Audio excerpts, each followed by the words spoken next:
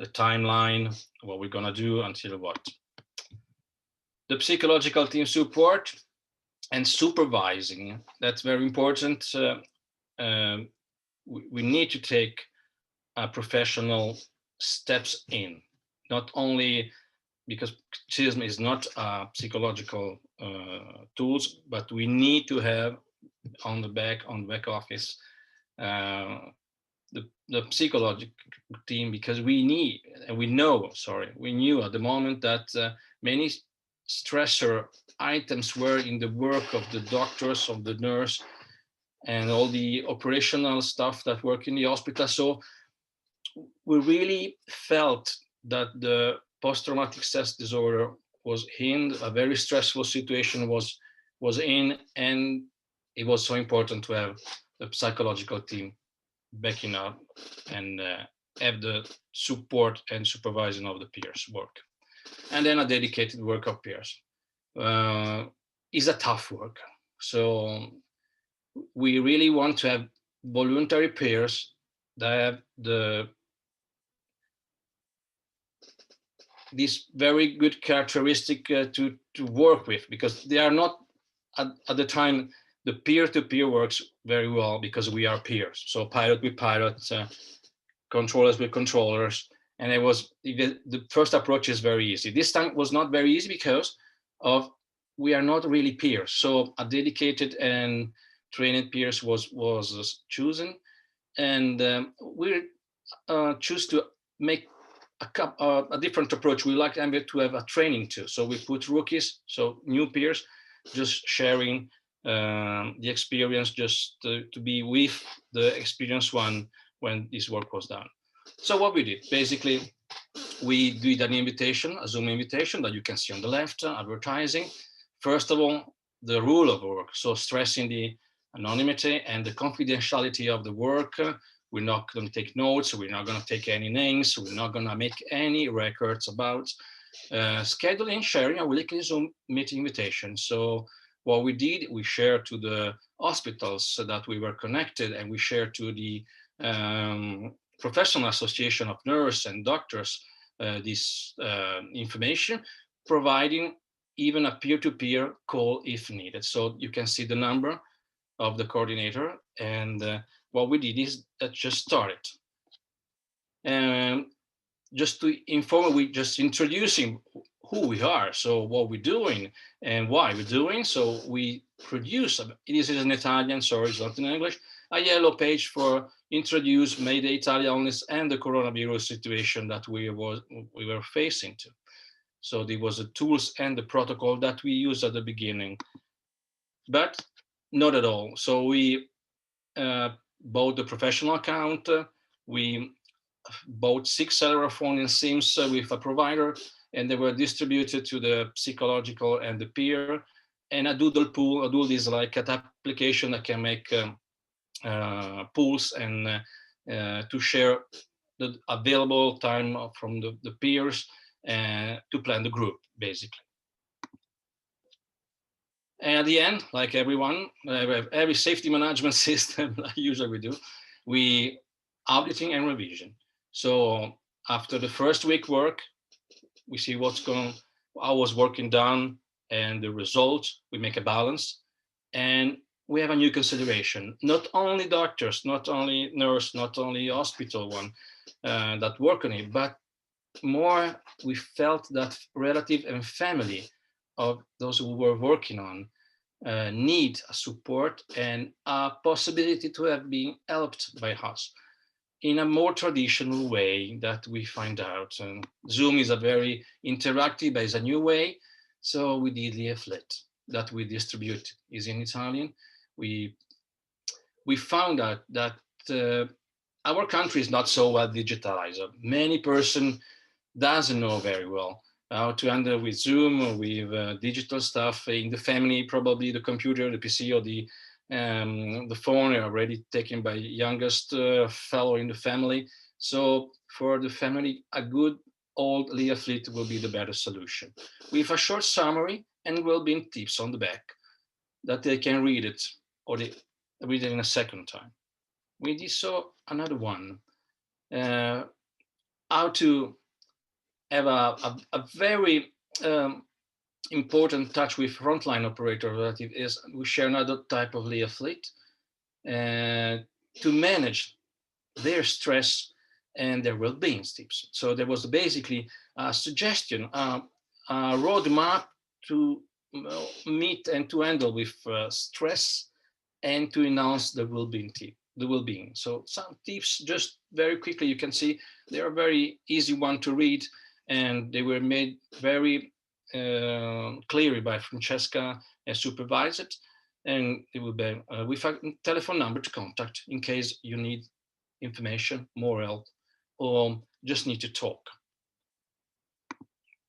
Here we go. A short summary of the well-being action that will help to recovery, and then a message that was made to all the clinical, all the doctors or the nurse. We would like to thank them for the astonishing work they were doing. So at the end of those recovery action, we just made a very small sentence with "Thank you for what we're doing." A more traditional one, how to explain COVID to kids. So other tips to families to explain in this very tough, very stressful period, how to explain the COVID. So some few words, some sentence that I will highlight a road to be used by parents, by mom and dad to explain the COVID to kids. And then the very tough part, how to explain to kids the death. So the good approach, the good one of the good one, obviously, telephone number to be helped in case and to have more explanation. There was a leaflet shared with families to have a very suggested road, a suggested way to talk to kids about death. Because one of the biggest sadness point of this history that we have a lot of death in the northern of Italy. And then a more traditional, we have a vademecum of well-being that we have in 4 pages, self-care, how we do it, and how to do it. It's not very long reading, but as you know, sometimes it's better to have something to read. The balance. The balance, it will be a quality balance. We have more than 20 peer active participate to the project. From April to June, we met 3 times by week for the part of doctors and nurses and families to different Zoom activity. And what we did is still on working. We still have open again in the second wave of the virus. We have 6 psychologists on duty, not 24 hours, obviously, but long day duty time they have it. They can answer the phone with those 6 telephone dedicated number. And that's our feeling. If only one person receives an help, that's our success. I will not share the numbers that we, at the moment, we really don't want to do because it's not ended, but it was very successful. And we really appreciate our peers' works and the result of it. Let's end my presentation, the first one.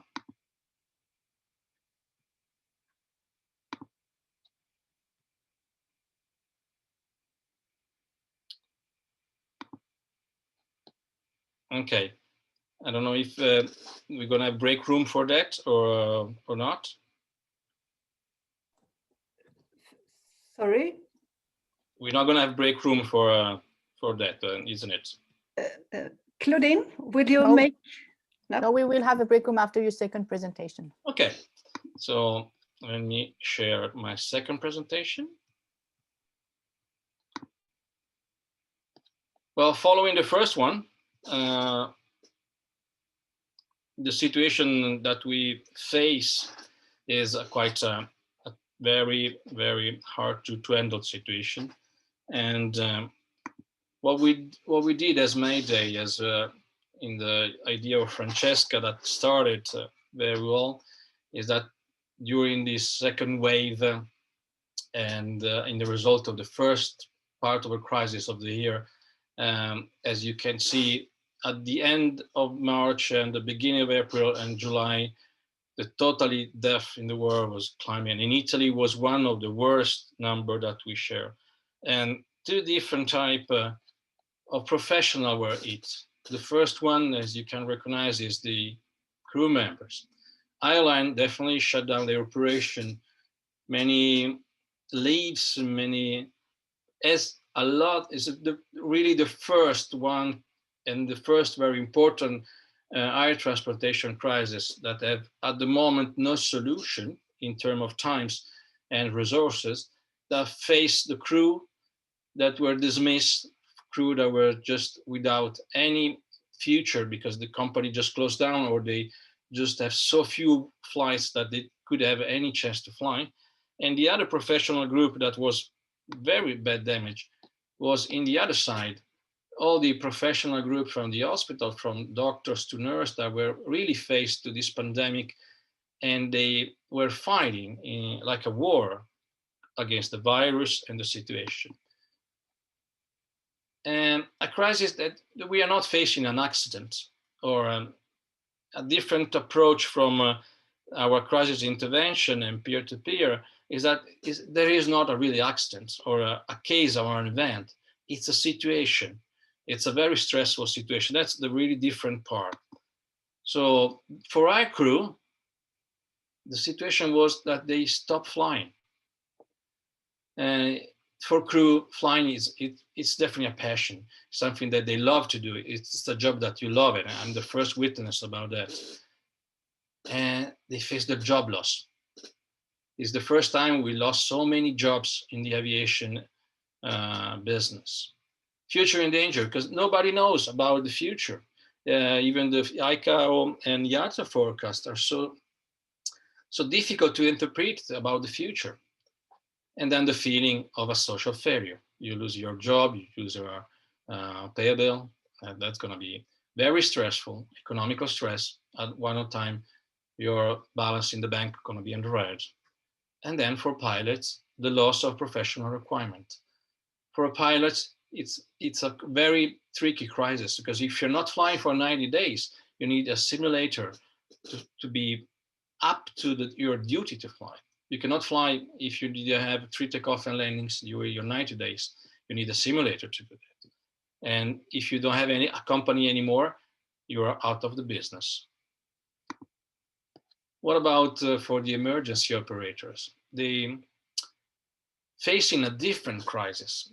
They really, for the first time, I believe, and not in a war, but in a peaceful time, the hospital face for Italy, for sure. I'm talking about Italy, and this is just for a very national experience. We have so many deaths continually, so many patients that they need hospitalization, they need high care, they need uninterrupted exposure to oxygen or to treatment. And those doctors, those nurses, those operational staff in the hospital were continuously exposed to a war, to a crisis. At certain times of the week of end of October, the hospital were saturated. And in the north, in Lombardia, in the Milano area, in Valle d'Aosta, like in Piemonte, like on the other northern region, we have a situation that has been declared an emergency situation because hospitals were full and they have not anymore any place for any patient that was coming. So they have to decide who will be helped and who will be helped in a different way. And this is very, ask us a question, how to deal with. How can we help people to deal with? Because there's another thing that we felt is that as peer, as we know that the CISM, that the structure that is implemented, and we make it together with a new program. That's really not new, but we use the Wellbeing Programme to train our peers and to face a new dramatic problem. That is the feeling of people. The bad feeling, the sad feeling of people that were working, those two professionals areas, and to help to guide those colleagues to get out from the hole, to get out from this situation so sadly. And the program was a standard one. So we tried to standardize to make a project and a vision. And as I stated, the project addressed personal crises that not have to do with critical events or real problems. That's the bad and the negative attitude that came out from all these stressful events around them, all these stressful and sad situations that were around the crew, the nurse, in a different way, but they were touched by this very bad feeling as everybody, but we are making a highlight on these two professional areas. And this program was really aiming not to leave them alone and without perspective. So what a peer can propose to a colleague is to ask a way, a work map, roadmap to recover with your personal resilience and to restart those skills that make your life different, to get out from your sadness and sort of situation. And attitude, like we say, that have a good and positive attitude will help and will make it a self-efficacy of your duty and your life. The emotional maturity, control over reality, because what we perceive is that many crew and many doctors just have this nightmare life that was like leaving them alone and felt alone in the situation. So the program that we would like, and we did share with Airline and Emergency Operation, the goal is to make a walk together. The peers with exercises, with 3 steps, and with the touch, personal touch with the person, help them to recover, to rejoin a well-being situation from a crisis one. These are 5 sentences that will highlight why, and this is, you well know about that, why make colleagues happier. That is now proven that optimism prevents cardiovascular disorder. I will let you in, but everything is connected with your good will, your well-being in your life will help to recover a very balanced situation in your body, very well clear mind to plan and to face the new threat, to face and to plan for the future. That is something that you will not do it if you are under a very stressful and depressed situation.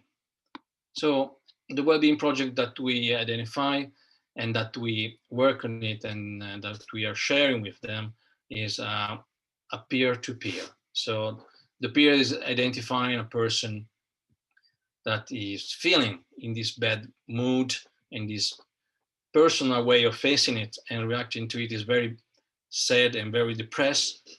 And he will suggest a program that we brought in it, and is the well-being project. So 2 visions of resilience that we basically use. One is the reactive one. So we have the problem and we reacted to it. And the other one is the proactive way.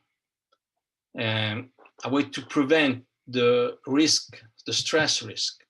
And with Grow and Resilience called SRMS that I will introduce in the room when we're gonna go to the separate room. And this is the vision that we have and the project that we made. And the project started with a standardized process for peers, and that the work will be planned and highlighted. So they knew the steps that they have to do with the colleagues, and they have a structured approach with 3 levels, and that will accelerate the resilient growth to regain control of their life, to feel again a sense of self-efficacy, to have again a good mood for the future, and to restart this positive sense of connection and commitment with the others. That's basically what the program is working on it. And we want to make you, we're sharing with you some of the tips that we share with the peers. And the first very high point that we ask our peers is able to listen to the language of the other, just to identify the problems and to identify if on the other side, if the colleagues is on the very, very stressful and very depressed situation. And you can see one of the way, if I have, basically if I cannot is a very thinking one, that's make a warning. And the other side, a good one that I have decided looking at the future. So the two situations, the one is very closing himself and not opening to the future, taking a look on the back, just have a very sad feeling about the past and about the action they did, and the other one that is not at the time a very good one, and it's the other colleagues that you have these feelings that can be highlighted by those words that the peer can listen to during a talk. So we have the roadmap for a peer. Well, what is in? It's a very short roadmap, the example that I want to share with you. It's not the full one, but just some highlight to make talking about and sharing experience. Is a project with 3 meetings, three situations, three times during this approach that the peer will meet with the colleagues. So the first meeting, those are basically the assessing and listing. So we start with feeling and to see where is the colleagues, to start recovering in control, setting goals and future action. That's basically the object of the first meeting. The second one will be personal work on self-efficacy, so exercise, personal exercise, and recovery, try to make it able to recover his own resources, his role, his function and positive characteristics. And the last one meeting will be like a summary. The peer will act as a ferryman in the analysis of the person situation, making a reality check. So trying to put again a connection between these colleagues and the reality of the situation, helping him to have a good looking of the future, not only have a depressive one due to the situation. And then we ask the peer to evaluate the colleagues working out, and so how this 3 weeks meeting went and how they ended up. So a good one evaluation will be the colleague is back to a proper flow in the situation. He has been recovered from a depressed one to a self-esteem. He is bringing again his life to a serenity looking. He's not in a negative look for everything, but he's looking in a positive way. People, resource, and one of the basic things that we're looking at is planning. So you're looking at the future. You have an optimistic way. So he's doing something for the future that we really want that they have. They open their mind and looking at the future. On the other side, they have something is not going to well, it's not going well. Is that maybe these 3 meetings didn't have a target, so we didn't find out a good way to do it, and so we found out the loss of interest in the future is there, still there. He's not concerning about his life. One of the personal items that you're going to look is that he's not taking care of himself and his way to dress, way to clean his house, way to be in the family, all these negative items that you can highlight it during a talk or during a meeting that you can find out. Obsession of the reality and distortion. This is one of the things that you're going to find out if you can have a chance to see him chatting in the web, sorry, or with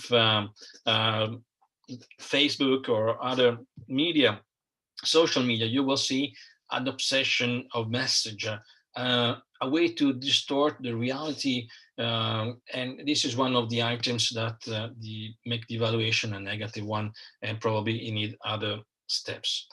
But if you want to find more, let me introduce the book of Francesca, our president, that is not yet translated, will be in the next days. At the end of, I believe in middle of December, at the end of December, there will be translated in English, where this well-being project has been deeply explained and deeply programmed and really deeply studied by Francesca and all the other staff from Mayday. Thank you. I just ended my presentation.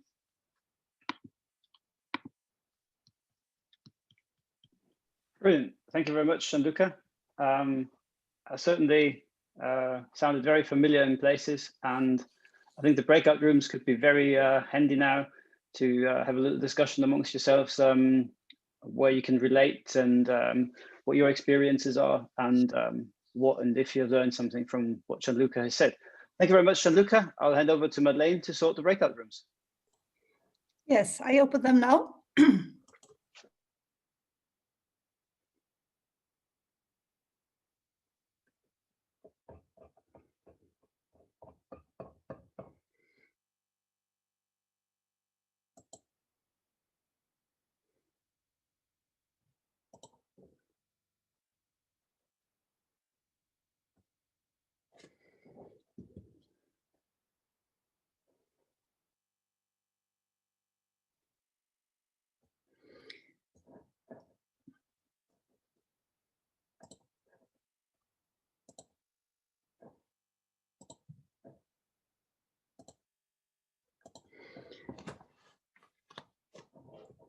If you're here and want to go to a breakout room, let me know, because I think you choose not to be, and it's okay too, so I just want to be sure.